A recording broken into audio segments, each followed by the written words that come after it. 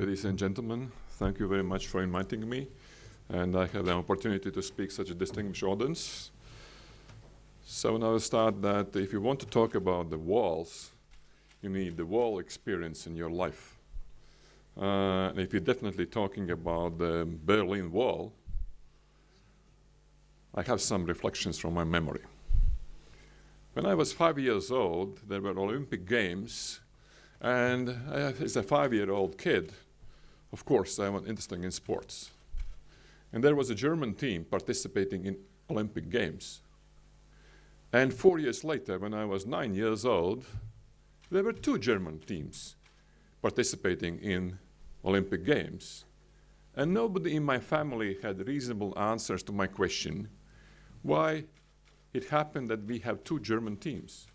Nobody can explain to the kid of 9 years that there are some ideological and political reasons behind that. But if you look at the Berlin Wall, I saw the wall first time in 1976 as a student, as a medical student. And I was really impressed. A fortified military construction just through the city of Berlin, which has so huge, important historical culture in the previous centuries. So I didn't really recognize what does it mean because it looks so surrealistic. And coming from Latvia, I didn't have any clue why it happened. It was really a barbarian action just in sake for one dominating ideology. And what are the outcomes? We can see today. But when the Berlin Wall fell down, there was a difference. It was a turning point. And this is why we are discussing every 5 years what is the importance of this process. Because the wall created isolation, protectionism of definite ideology, which was, by the way, created by very low self-confidence of the communists. We usually think the communists said the labor people will rule the world. That was the slogan of those days. And at the same time, they had a really very low self-confidence, and they didn't believe that that will happen one day. When the Berlin Wall fell, the isolation disappeared, the protectionism disappeared, but the low self-confidence levels stayed and were in place. There was a euphorical illusion that everything will change overnight. That was a day of joy. The whole Europe was celebrating this very, very important event. But the only thing which changed overnight was that the Ostmark changed into Deutschmark in a rate 1-to-1. All the other things, as you listened from the previous speaker, still remain. But I will be much more optimistic, saying, it's not because East Germany, West Germany, and unification. It's just because of economy and social situation in these territories. Because if you look at United Kingdom, the voters in Midlands or Northern England vote differently than these around London, and nothing to say about these in Scotland or Northern Ireland. So this is a normal political process. We should not blame that the unification is not finished yet. At the same time, I really liked one interview on Russian TV. When the journalist asked the person, when perestroika and glasnost, mentioned also in the first speech, ended, and the answer was, they have not yet ended. This is a process. This is a real process. But we should, change some stereotypes, that the communist system was united the same in every place. No. In the German case, we have one nation, let's say, one ideology and two states. That's two ideologies and two states. In Eastern Europe, we had national states with communist ideology. In Baltic states, there was an occupation of definite countries with a forced ideology of communism. But you look at Russia itself. Russia felt, and I will say Russian Federation, because Russian Federation was a part of the Soviet Union, and Russian Federation still exists, that they were at the same time mother, father, and godfather of communist ideology. And it's going on. Why am I telling about that? Because the historical sentiment in our mindset plays a very, very significant role. Let's say we Latvians and Baltics have the sentiment on 1940 occupation. If you ask the Poles, they will say we have the sentiment on 1939. The war started.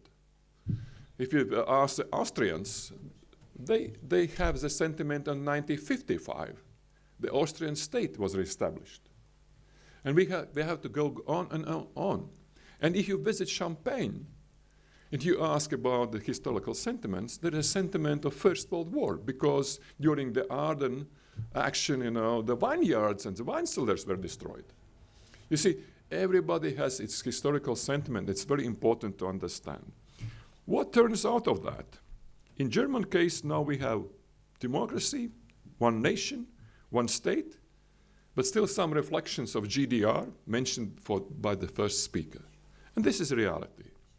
If you look at the Eastern European states, they are national states, democratic, free, but dominated a little bit by nationalism and playing around a slight anti-Western sentiment. It's their historical sentiment. If you look at the Baltic states, after occupation and being on the borderline with Russia, we understood that we have only one way to become full-fledged Europeans as soon as possible. And we have democracy, we have all the freedoms, we have everything we really were dreaming about. And very interesting, in my country, Latvia, in 30 years, we never had communist government. Usually you say that's a swing, to the left, to the right, to the left, to the right. Because of this historical sentiment, we are only swimming like that, about the middle, about the center. Center right, center left. No far left or far right. And if you look at the Russia, they have a real sentiment for old days. The ideology of Russia is based on militarization, military power, respected by all the others in the world, and of course, rewriting the history, because the only thing they have as a basis of national ideology is great victory in the Second World War. You see, these sentiments have to be taken in account if you talk about international policies and if we want to be successful of creating new world. Now a few words about the walls. There are existing walls and walls going to be built. People are ready to build some walls despite we live in the 21st century. And I have a sentiment for walls. I visited the Great China Wall and I said, I'm not going to the tourist place, I want to see the historical one. And after 3 days, I got the permission. And you have to understand that this is not only a technical structure or architecture or showing the technologies they could apply by building this. This is about isolation and defending their culture from the north, just against the barbarians. Then I went to Jerusalem, and there is still a wall, 6 meters high wall between, the Palestine territory and Israel. Okay, it's high. It's written with nice graffitis. There's a checkpoint, but you can easily go through one direction or another. But the wall still exists because of definite unresolved conflict. Then I went to Korea and watched from the observatory the 4 kilometers wide zone between North Korea and South Korea. It is surrealistic, even more than Berlin Wall, because you really see the people walking on the opposite side, and there's a train station, by the way, with a one train wagon from Germany, showing the unification of Germany. And the line goes north, but no train passes. And the station is empty. And the same is with the road, the same is with the electric grid. And you see that people from one side are ready, from the south side, are ready for unification. But the people from the north are not. And you see, if you talk about ideology, why is so? Because in Southern Korea, in South Korea, you have democracy. And they even have communist parties there. But if you go to the north, there is one party, Communist Party. All the other parties, or let's say, all the other people who think differently are cleaned up. So this is about the existing walls. But some walls are in the building process. First of all, there is a Trump wall between Mexico and US. Then I would say about the Orban wall, much more invisible, but still around Hungary. And nothing to say the Putin wall. We are the best country. We are different from the others. We can do everything ourselves. We are going to isolate. And the question is, why these walls have to be created? Sometimes because we are lazy enough to understand the strange world which surrounds us. It's much easier to build a wall, isolate ourselves, feel in pseudo-security, but basically are not solving the problems and not participating in the global affairs. Because one of the reasons of protectionism and building walls is, again, the lack of self-confidence. I am giving up competition. Instead of competition where I am trying to win, I am building a wall. No competition, so I'm on a safe side. Is it so? No, it's not sustainable. It's really not sustainable. And let's say for smaller nations like my nation, Latvians are, we understand very, very easily that, because we can't be alone with 2 million population, which is, a medium-sized city as a scale of global view. So, but for the countries and states which feel like a little bit superpowers, they are superpowers. But believe me or not, they're not going to be successful in the long run in isolation, putting themselves first and the others the second or maybe even the third place. But there is also the sense that I understand Russia. They're economically weak. And nobody tells us. Everybody says Russia is a superpower. But on every economic forum I attended all over the world, the name Russia is not mentioned at all. And you see, because before the First World War, Russia produced 9% of global GDP. Today, 1.5. They sometimes claim 2. After all communist revolutions, Stalin, great victory in the Second War, Brezhnev time, Putin's and Yeltsin's, attempts, it's still 1.5, maybe 2, not 9 that it was 100 years ago. So, and what they are putting instead, if you are not powerful economically, you try to at least compensate that by building up military power. And that is true. But at the same time, if you put too much money in your military efforts, your society is left behind. And that's true. But let's Look at China. China is also a player in this world. Some people say, oh, that's the biggest player because, 1.5 billion people. And nobody remembers that there are 2.5 billion people who don't like China, living south to them. So the world is much more complicated. We have to understand that. But what has happened? China has to go globally because the economy of China has become so strong they can live in isolation, not anymore. So, okay, they can not live anymore like they did for the last 50 years. And therefore, if you see, which scares me more than Russian, let's say, isolation, is Trump's isolation. You basically, if you talk about the trade war between China and US, it's not about trade. Nevertheless, 93% of Chinese goods are with high tariffs on import. 93%. But this is about the competition in technologies. And this is a time that there was a usual situation. Then Americans liked China because it's a developing country. They like to teach China how to live. And it was normal.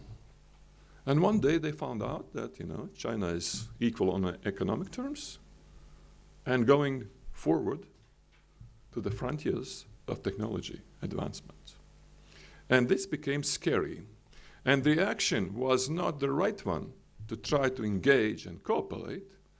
The action was absolutely what I mentioned before.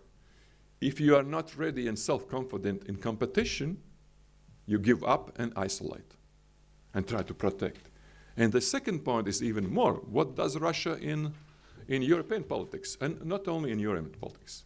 If you're not powerful enough, you're not competing, but you're trying to disturb others. It's not only divide and rule, it's about destructive approach, to destruct anything which we are building. And now, come to the point, and nobody says it, nobody has said it before. Trump's America First is the first time that they are not self-confident that they are going to win in technology competition with China. And they have become destructive. This is a problem. This is a real problem.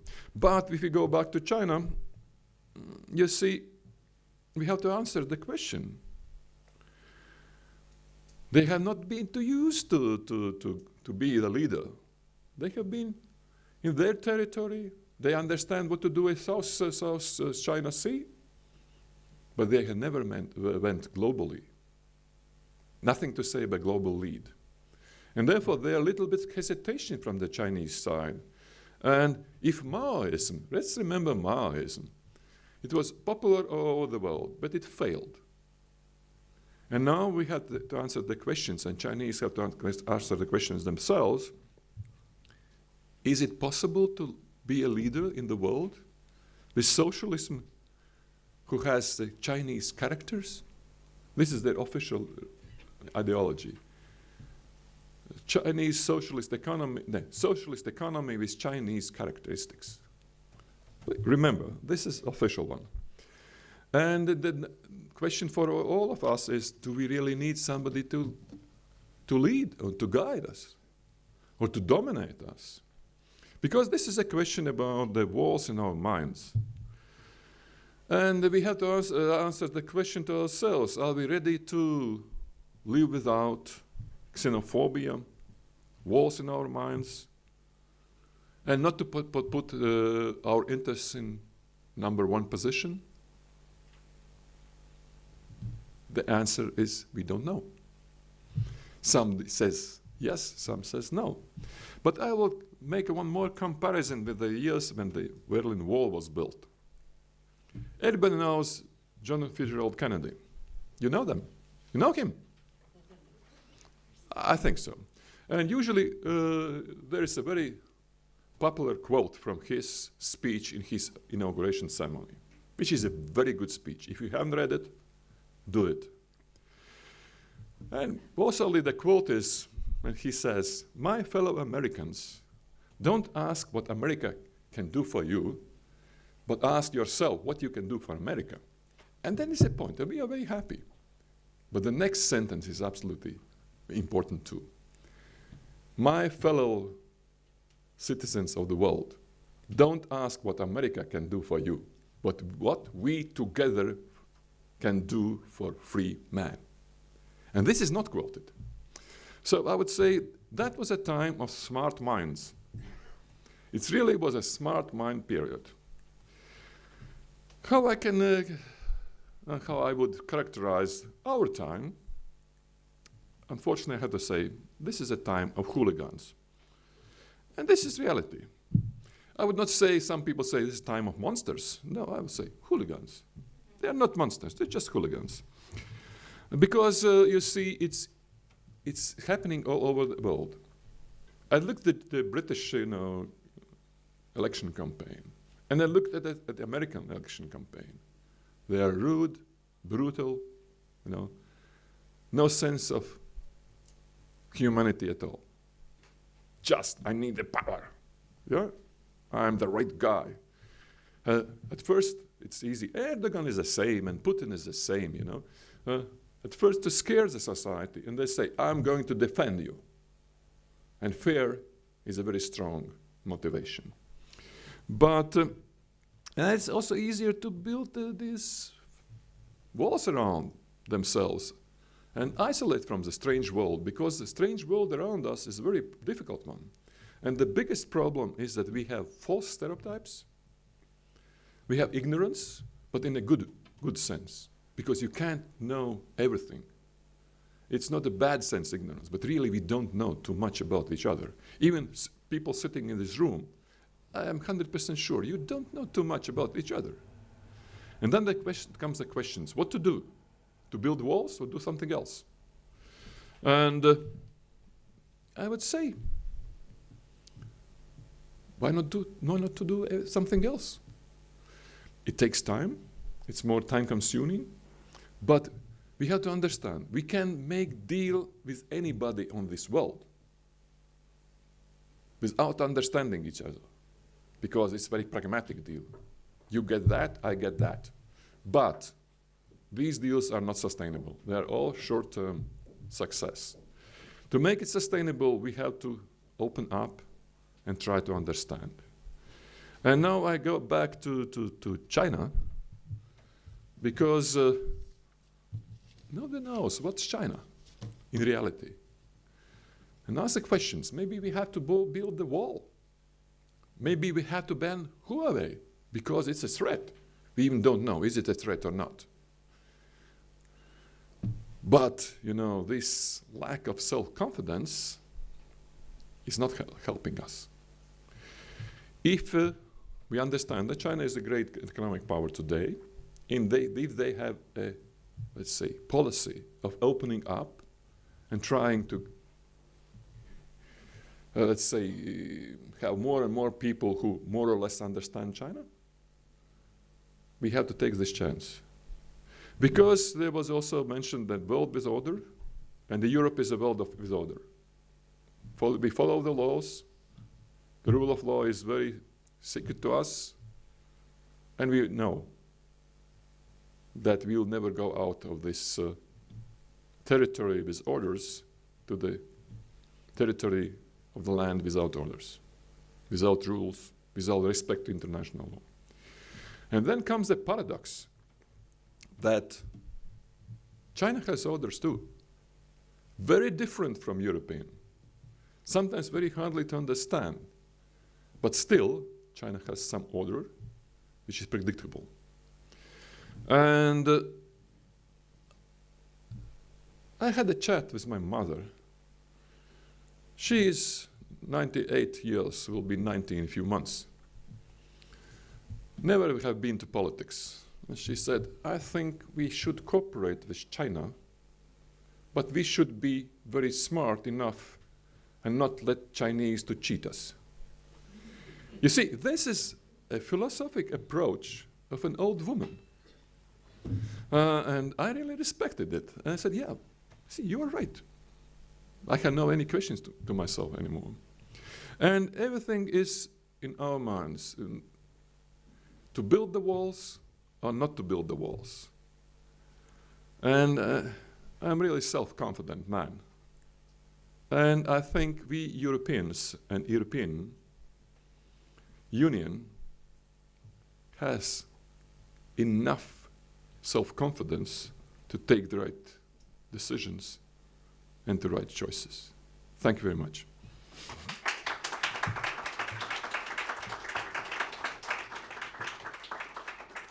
Thank you very much, President Zatlers. We now would be very happy to welcome questions or comments. As always, if you can raise your hand and then briefly go to the microphone when posing the question or making a comment. Half of the responsibility of this conference is up to you. We've done our job bringing the speakers, but it's up to you to ask the questions that you'd like to ask. I think really let's not miss the opportunity, the question and discussion session. So any questions or comments that you have for President Zatlers? Yeah, okay, we'll start here. If you can maybe just introduce yourself. Yeah. Thank you. Hello, I'm Lars Schmidt, first year student here at the ICD. Thank you for your speech. I have a question. How important is it for a country like Latvia with 2 million citizens to maneuver inside the EU when it comes to foreign affairs to not get lost between these big powers, United States, Russia, China, and to still express their concerns in international politics? Okay, the question is about the national politics in foreign affairs. Yeah, And how do you yes. express your concerns in international politics as a country that is not maybe as strong as the big economic powers? Few points. Yeah. Few points. The first, our national foreign policy should be very predictable one, very stable, and it's not going to change. We have a procedure since, I think, 10 or 12 years, that every year we have a parliamentary discussion on foreign policy. Before we had just policy papers and that's all. And that's very interesting. If you discuss the foreign policy every year, you expect there will be a lot of change. No. Just the opposite. The policy becomes more strict, more understandable, and more predictable. That was from the point of how to make the policy papers. The other thing is that being a small nation, our interest is to protect the basic principles and values. Because if we lose the principles and values, we will disappear. Because the bigger countries sometimes have interests and they forget about values and principles. So our role in EU, we see it all the time, is to be at first in the core, because we are really in the core. NATO members, EU, Euro currency, Schengen area, fiscal compact, everything, you know, we are true Europeans. And the third point is we have Nordic-Baltic consulting. Practically, you know, on each question which is on the agenda of EU, we Nordic countries and Baltic countries consult and usually have a common approach. So it makes us much stronger. Is it easy? The paradox is that Eastern European countries, there's a Visegrad group. Yep. It's much easier to have a contact and common vision with Nordic countries than Visegrad. And that's what I said before, you know. The occupation made us absolutely different than the Eastern partners. So and we have to understand why we do that. Because we are on the borderline. And we need to send Russians very clear signals. We are not going to change. If you change, okay, we cannot, you know, influence you, but we don't change. You know what we are, what we want, what are your values, and where is the red line? The red line is very simple. What you do inside your country, we don't care. Okay, a little bit too rude, but what you do outside your borders, we really care. And we will never stop, you know, telling that occupation of Crimea and Donbass is a legal point. We will never accept it. We have to tell them every time. And if every politician tells them every time, maybe someday they will come to reality that this will not be accepted because our values and principles, how the European order is made, differs from that of Russians. Got your answer? Yeah, thank you. Good. Additional questions or comments? Please. Vice President of Research in a Canadian university. And I was very interested by your mother's comment. Both the American universities and to some extent the Canadian universities have become very nervous about what they call foreign influences on research, which is the theft of intellectual property, theft of scientific finding, interference with the ways in which grants are proposed and the ideas from them taken and reported back to China. So how does your mother think we should protect ourselves against not being cheated? The answer was embedded in her statement. We should be smart. Because you see, and I'm real serious about that, because I try to understand. Because it's very easy to say, they are different, we don't understand, this is a threat. If this is a threat, we should, eliminate this threat and be smart enough how to do that. But in their culture, let's say to be smart, it means to be the winner. You got it? And they usually speak about win-win situations when they propose something, and there's a joke, Win-win sometimes means China wins double or twice. We have this. You're absolutely right, because they have got the vision that through the technologies and the advancement of the technologies and research, they can become the global leaders. And they don't care too much about military force outside China. They are very careful, There's only one place they are involved, that's in the Gulf area. But they are very, very keen and put a lot of efforts on spying, on research, what we do all over the world. And we are a target, so we have to protect ourselves. But what is the other option? To hide? They will take our knowledge. Nevertheless, we are hiding. It's better to have in competition and cooperation.